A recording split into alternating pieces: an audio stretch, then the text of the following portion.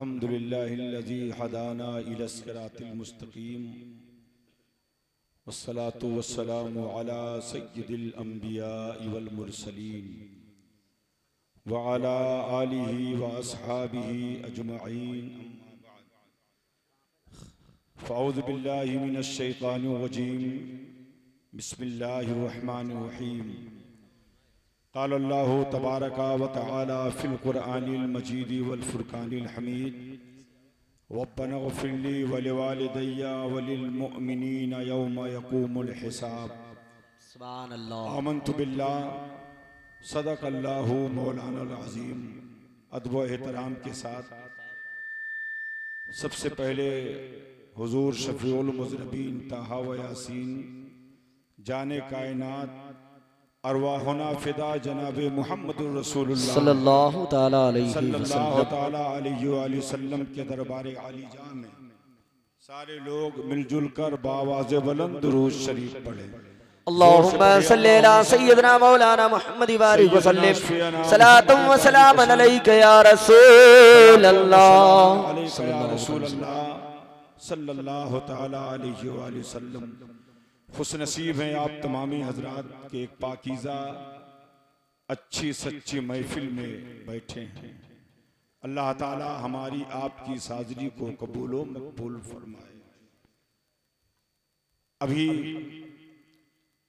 एक बाद दीगरे बहुत सारी तकरीरें और बहुत सारे शोराए नाज से आपको नातें समात करनी है। मुख्तसर सा वक्त लेकर के आया हूं और इस वक्त मुझको जितना वक्त मिला है और उस वक्त के साथ साथ जो मुझे उन्वान मिला है, मैं उस उन्वान के हवाले से मैं कुछ बातें आपके हवाले करूंगा। आपकी ये दीनी और मिल्ली फरीजा के आप उसे समाअत करें।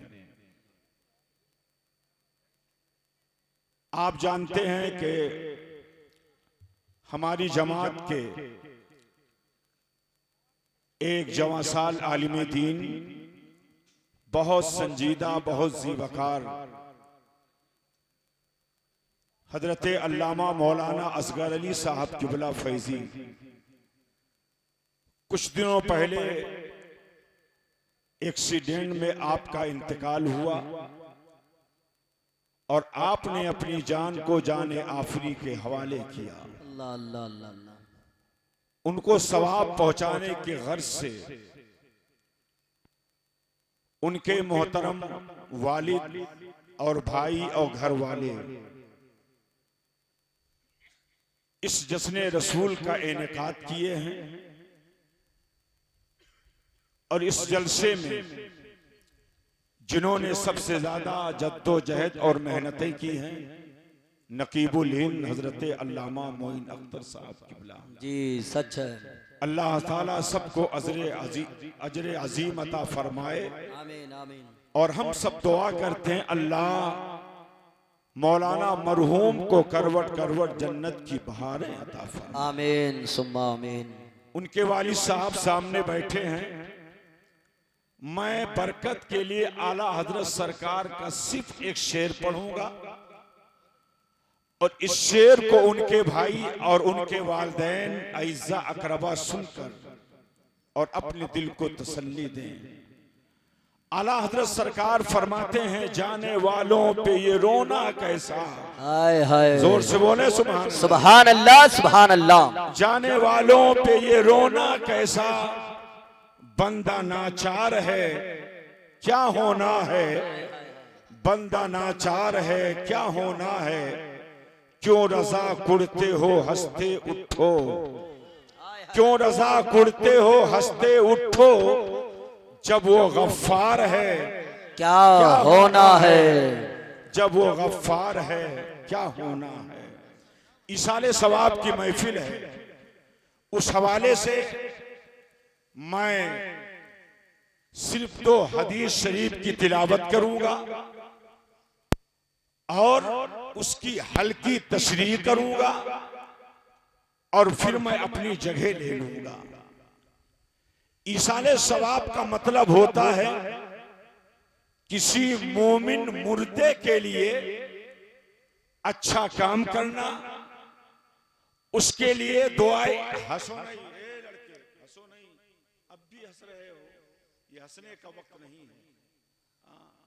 एक आलिम दीन के उर्स की महफिल में आप यहाँ आए हैं, वो आलिम दीन के जिसने जिंदगी भर मजहबी खिदमत की है, जो उम्र मिली थी, और आप अगर वो जिंदा रहते तो पल पल हमेशा आपके लिए, आपके मुर्दों के लिए दुआ इस्तिगफार करते। जी सच है, सच है। मुख्तसर सी उम्र मिली थी, जो जिंदगी भर आपके लिए दुआ इस्तिगफार करने वाला था, उसने दाइये अजल को लब्बैक कहा, तो कम से कम आज उस मरहूम मौलाना के लिए आप दुआ इस्तिगफार करें। बेशक सच है। ये किसने बता दिया कि हंसकर दुआ इस्तिगफार की जाती है, इधर उधर चेहरा घुमाकर दुआ इस्तिगफार की जाती है।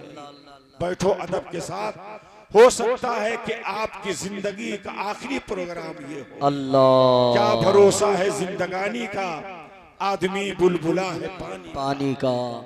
किसी मुर्दे को सवाब पहुंचाने के गर्ज से कुरान की तिलावत करना, गरीबों को खाना खिलाना, दुआए इस्तिगफार करना वगैरह वगैरह, और ये नेक काम करके नियत ये कर लेना कि ए अल्लाह, इस नेक काम पर तूने जो अज्र व सवाब नाजिल फरमाया, कुल सवाब हमारे मरहूम को अता फरमा। आमीन। इसी को कहते हैं ईसाले सवाब। ये अहले सुन्नत के मामूलात में से है कि हमारे जब किसी नेक इंसान का इंतकाल होता है, तब भी हम उसके लिए दुआए मगफिरत करते हैं, और जब अवाम में से किसी का इंतकाल होता है तो भी हम उसके लिए दुआए इस्तिगफार करते हैं। जी सच है। आज हमारा हरीम मुझसे मुतालबा ये करता है कि इंसान गुनहगार के लिए, सियाहकार के लिए, उसकी मौत पर कुरान अजीम की तिलावत इसलिए करता है, नेक काम इसलिए करता है, दुआ इस्तिगफार इसलिए करता है, गरीबों को खाना इसलिए खिलाता है ताकि अल्लाह उसकी मग़फ़िरत फरमा दे, अल्लाह उसे करवट करवट जन्नत की बहार अता फरमा। लेकिन मैंने ये देखा है कि जब किसी नेक इंसान का इंतकाल होता है, किसी अल्लाह के वली का इंतकाल होता है, या आप अजमेर जाएं, बहराइच जाएं, तो वहां मजार के इर्द गिर्द हाशिए पर बैठकर लोग कुरान अजीम की तिलावत करते हैं। उससे आप पूछिए ये कुरान किस नीयत से पढ़ते हैं, ये दुआ किस नीयत से करते हैं, तो उनका जवाब ये होगा, हम दरे गरीब नवाज पे कुरान की तिलावत इसलिए करते हैं ताकि अल्लाह इसका सवाब गरीब नवाज को अता फरमाए, सालार को अता फरमाए, आला हज़रत सरकार को अता फरमाए। वहां भी ये कहता है जब गुनहगार के लिए दुआ इस्तिगफार की जाती है तो क्या गरीब नवाज गुनहगार हैं, क्या सैयदे सालार गुनहगार हैं? हमने कहा सुन ले, ईसाले सवाब की दो हैसियत है। हम जब किसी गुनहगार के लिए दुआ इस्तिगफार करते हैं, कुरान अज़ीम की तिलावत करते हैं, हम उसकी मग़फ़िरत की दुआ करते हैं, तो हमारी नीयत ये होती है, ए अल्लाह हम एक गुनहगार के लिए दुआए मग़फ़िरत करते हैं ताकि खुदा हमारी इस दुआ को कबूल फरमाए, और कबूल फरमाकर अल्लाह गुनहगार के गुनाह को मिटाए और उसे जन्नत की बहार। सुभान अल्लाह, सुभान अल्लाह, सुभान अल्लाह, माशाअल्लाह। भी सुन लो, हम जब गरीब नवाज के चौखट पे, सैयदे सालार के चौखट पे हम जब दुआ करते हैं और कुरान खानी करते हैं और कुरान की तिलावत करते हैं तो हम इस नीयत से नहीं करते हैं कि गरीब नवाज गुनहगार है, सैयद सालार गुनहगार है, औलिया अल्लाह गुनहगार है, बल्कि वहाँ हैसियत बदल जाती है, हैसियत करके बदलती है। गुनहगार के लिए दुआ इस्तिग़फ़ार और कुरान खानी इसलिए हुई थी ताकि अल्लाह इसके गुनाहों को माफ कर दे, और नेकोकार के लिए हम कुरान इसलिए पढ़े थे ताकि अल्लाह इनके दर्जात को बुलंद फरमा दे, और इनके फैज़ल से अल्लाह हम गुनहगार को माला माल फरमा। बेशक, सुभान अल्लाह, सुभान अल्लाह, सुभान अल्लाह। मैं 2 हदीस की तिलावत करूंगा और मैं दुआ करता हूं, अल्लाह इस हदीस की तिलावत पर जिस कदर तू सवाब नाजिल फरमाए, कुल सवाब मरहूम मौलाना असगर अली साहब किबला फैजी के तुरबते नूर में तोहफे नूर बनाकर पेश।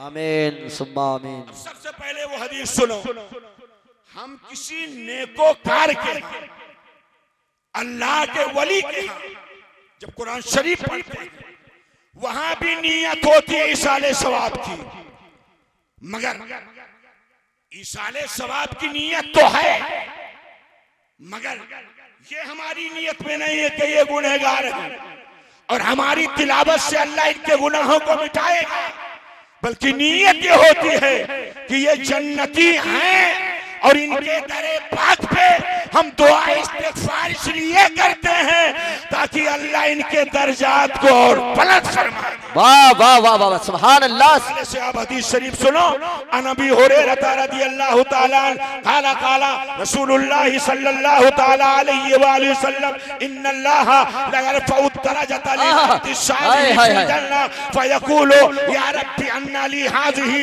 फयुक़ालु बिइस्तिग़फ़ार वलदिका। सुभान अल्लाह, सुभान अल्लाह, सुभान अल्लाह, सुभान अल्लाह। अबू हुरैरा रज़ियल्लाहु ताला रवायत करते हैं कि मेरे आका मौला सल्लल्लाहु अलैहि वसल्लम ने फरमाया कि बेशक अल्लाह जन्नत में एक शख्स के दर्जे को बुलंद फरमाएगा। बेशक, सुभान अल्लाह। जन्नती है और जन्नत में है और जन्नत में अल्लाह उसके दर्जे को बुलंद फरमाएगा।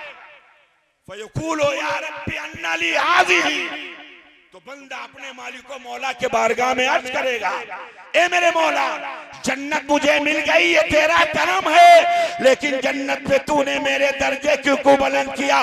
जिस कदर मैं नेकी करके आया था, जिस कदर मैं अच्छाई करके आया था, मेरे आमाले हसना के मुताबिक जन्नत मुझे मिल गई और जन्नत का एक दर्जा मिल गया। अब जन्नत पे रहने के बाद तूने जन्नत पे मेरे दर्जे क्यों बुलंद किया है?